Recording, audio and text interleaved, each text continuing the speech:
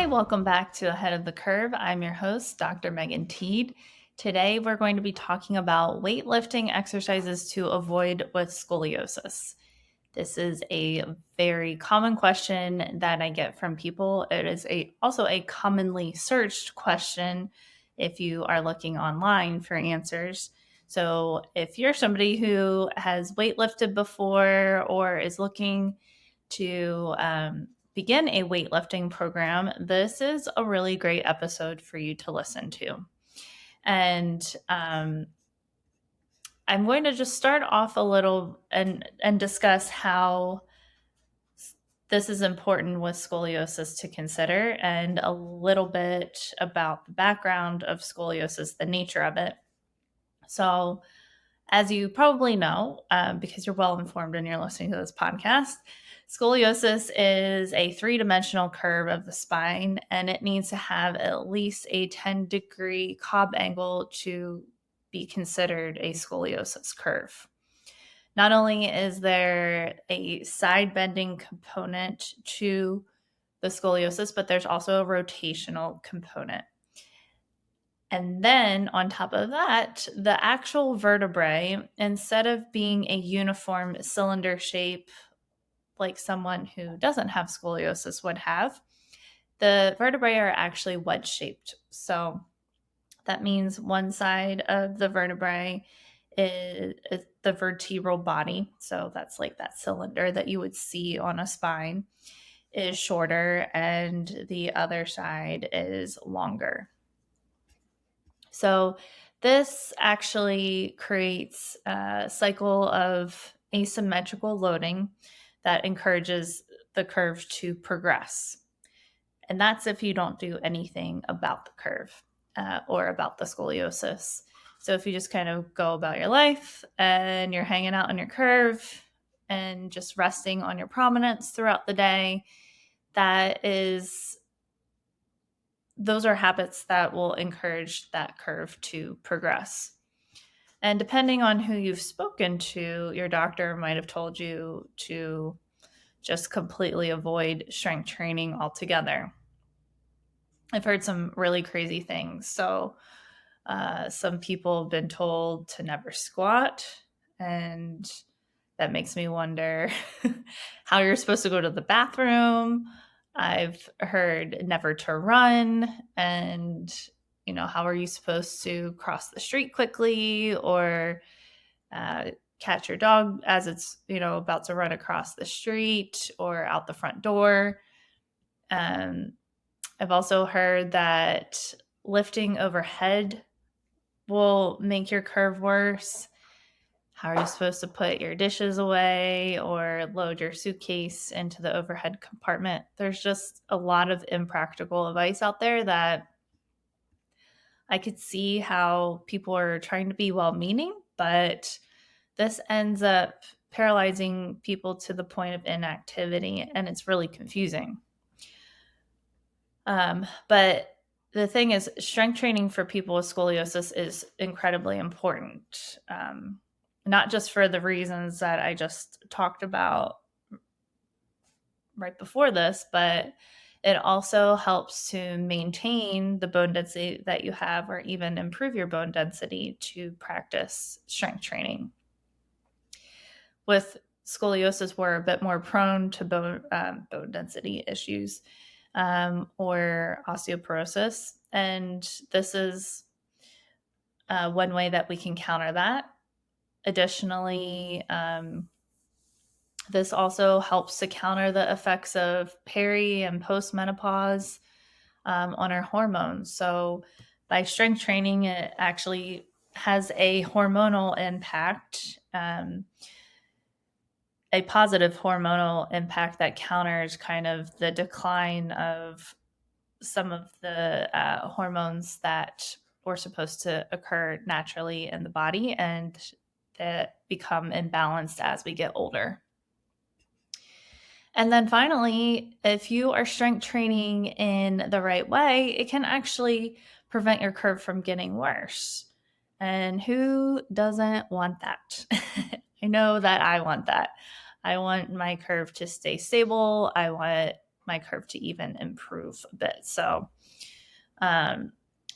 the title of this podcast is a little bit of a misnomer in that I don't really consider any exercise or movement bad for scoliosis, but there are some strength exercises, weightlifting exercises that tend to be more problematic for people with scoliosis than others. I'm going to just briefly talk about why some weightlifting exercises might be risky for scoliosis, and that's due to one, biomechanical stress. So, like I was saying earlier, we already have an uneven loading of the spine that's occurring. So, by adding weight to that uneven loading, it exacerbates the curve imbalances and the wedged vertebrae. There's a compression risk. So certain lifts can put more pressure on the lumbar discs and cause irritation. So this, I'll get to this in a bit, but this is especially the case, I feel, for single leg movements like RDLs, single leg RDLs, or even split squats. They tend to irritate people who have a larger lumbar curve versus a thoracic curve. Also, rotational issues. So some movements can increase spinal rotation. So it's shown that people who have more rotation in their curves, they tend to have higher pain levels, and they also tend to progress more because it's an outward expression of an inward underlying pathophysiology that's going on. So this is just an indication that the curve might be progressing if you're seeing that rotation increasing. So before beginning any new movement program, it's always important to consult with your doctor or your scoliosis specialist and just double check and make sure that it's all okay. All the information on these podcasts is just for educational purposes only. So proceed at your own risk and take this advice and do your own research as well. So don't just take my word for it. I am one avenue of many avenues to get an understanding of your better understanding of your scoliosis and how to proceed with weightlifting. So let's talk about weightlifting exercises to avoid or modify. And that's pretty much the main takeaway for this podcast episode. I'm going to highlight some weightlifting exercises that tend to be problematic for people with scoliosis. That's what I've seen. That's what I've experienced in my own body. And I'm going to give you some alternatives to those lifts that will make your spine feel more comfortable and likely won't cause as much irritation as some of these ones I'm going to talk about. So the first one is a barbell back squat. So that, for those that don't know, that is a big bar that goes across the shoulders, rests on the shoulders, and that's where you're, and then you're doing some squats from there. And the reason why that this can be problematic is, first of all, most people have uneven shoulders with scoliosis. So that is one way that you're unevenly loading the spine. And then you have an axial load. So axial means like coming from the top down. That top down load and uneven load, it can exacerbate the asymmetrical loading of those wedged vertebrae, and it can compress the spine. A better option that I've used for myself and used as a modification for my patients is a goblet squat. So that's where you are holding a heavy weight at your chest. You're keeping it close by your center of gravity, and you do your squats that way. Another way is doing a suitcase carry, so holding one weight on either side of you down below hip height using dumbbells. That is another alternative that can be really great. And I will make sure that I have videos linked in the show notes so that you can see what I'm talking about for these modifications as well. The next exercise that can be problematic are deadlifts, and that's especially for a conventional barbell deadlift. Again, that's that long bar, and then it has the weights at the ends of the bar. And the reason why this can be problematic is a lot of people have difficulty performing a proper hip hinge. And if you can't do a proper hip hinge, then you are likely rounding the low back and lifting from the low back instead of from the glutes and hamstrings. And I'm not saying that the low back isn't activated when you're doing deadlifts, because everybody's is, and that's part of the purpose of the exercise. But when you have that rotation and the already asymmetrical loading happening in a scoliosis curve, when you're adding a bunch of weight to that, that can create some problems and issues. So it can be beneficial to modify using, again, dumbbells instead of the long barbell, because you have a bit more control over the starting placement of the weights. And you can help yourself by getting into more of a corrected position, neutral position to start with before you do the lift. Another alternative that I really like to use personally is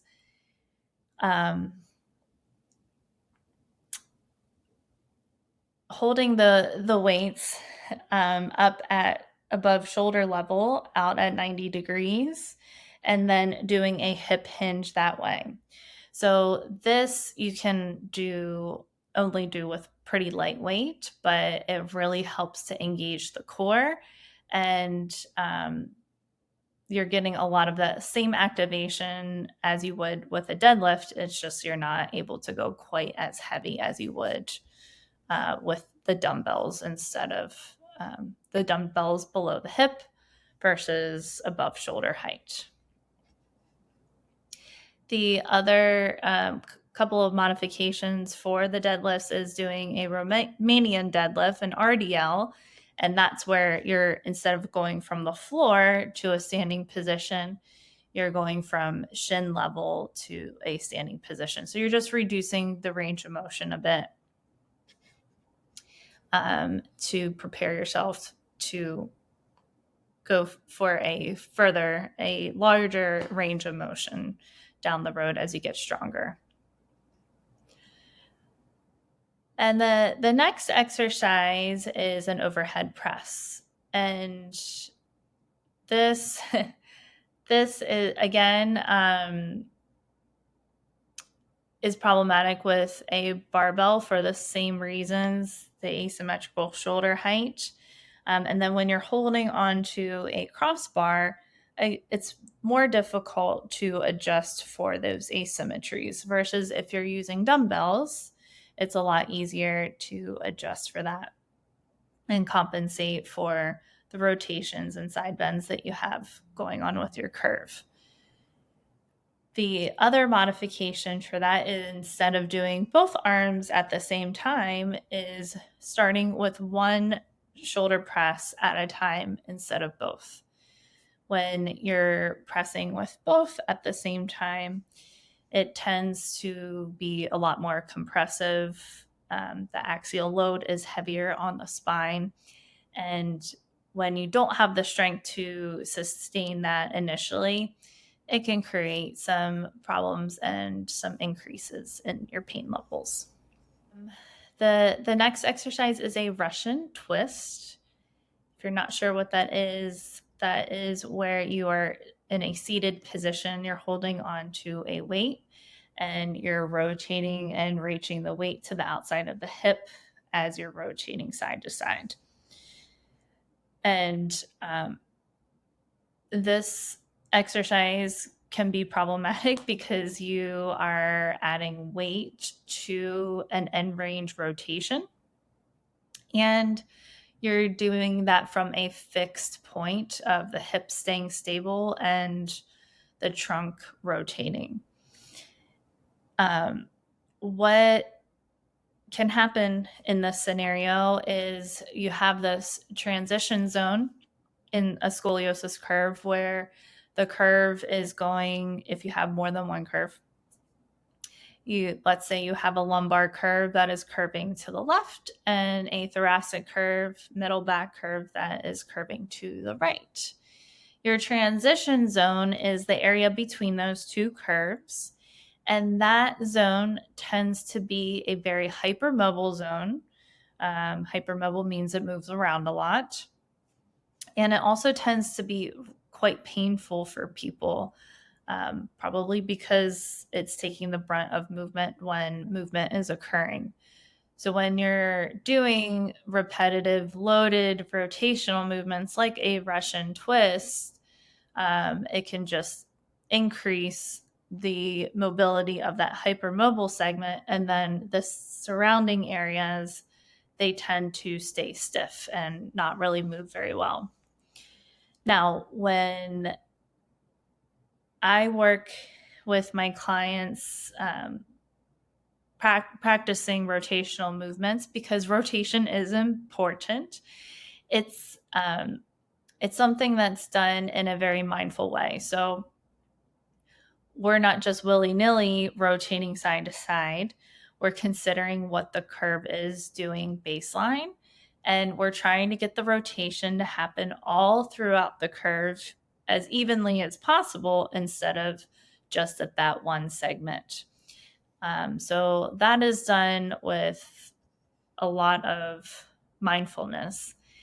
And then if you're wanting to dial it back even further, which I'm just not a fan of Russian twists in general. So I like to do some rotational movements holding onto a band or a cable pulley type of deal, anchored at chest level, and holding onto it 90 degrees off of the anchor, and then pulling 90 degrees away from the anchor and then back to the start. And I'm allowing the whole body to move together for some of those. And then some of those, I'm just allowing the arms to pull across while I'm keeping the rest of the body still. So that's working really similar muscle groups to a Russian twist, but in more of a mindful and comfortable way. And then finally, the last exercises I recommend avoiding. If you're somebody who has pain with your scoliosis, or if you're an inexperienced weightlifter, those would be high impact Olympic lifts like snatches and cleans. And the reason why I recommend avoiding them is because these movements and lifts, they require a lot of precision and balance. That scoliosis may challenge those things from being very precise or balanced. And this just increases your risk for injury. And that's not to say that you can't, if you're, really interested in working your way towards that it isn't possible to do in the future, because our very own Beth Terranova, she competes in weightlifting competitions. She is a scoliosis specialist and has scoliosis herself. So it is very possible to work towards that if that's something that you desire. However, either dumbbell variations of these movements or just not doing them would be a better alternative. So, some takeaways, I recommend approaching strength training with scoliosis through just dialing things back a bit, making sure that you're not jumping in headfirst into these movements, into Olympic lifts, into barbell squats. And that's for a beginner.